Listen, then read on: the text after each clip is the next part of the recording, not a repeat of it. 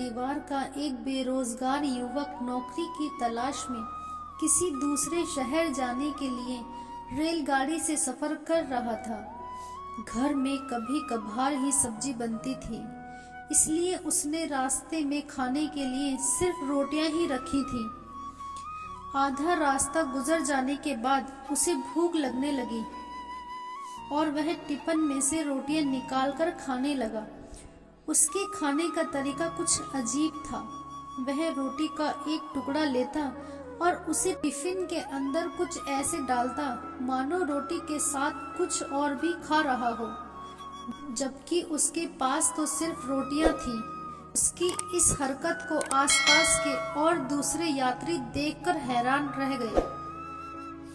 वह युवक को हर बार रोटी का एक टुकड़ा लेता और झूठ मूठ का टिफिन में डालता और खाता।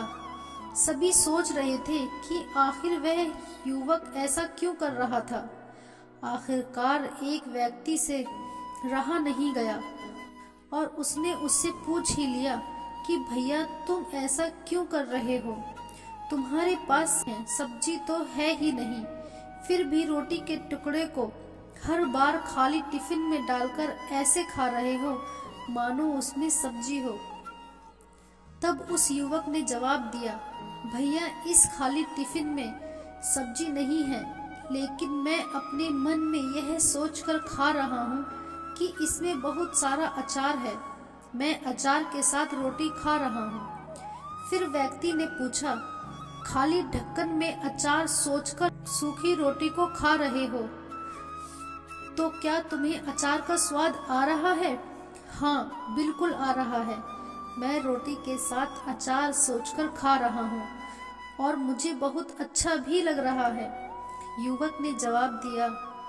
उसके इस बात को आसपास के यात्रियों ने भी सुना और उन्हीं में से एक व्यक्ति बोला, जब सोचना ही था तो तुम अचार की जगह पर मटर पनीर सोचते, शाही गोभी सोचते, तुम्हें इनका स्वाद मिल जाता।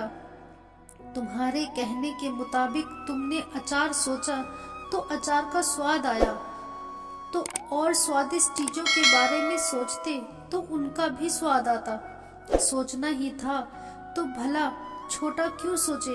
तुम्हें तो बड़ा सोचना चाहिए था।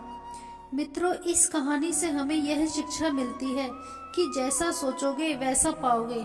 छोटी सोच होगी तो छोटा मिलेगा, बड़ी सोच होगी तो बड़ा ही मिलेगा।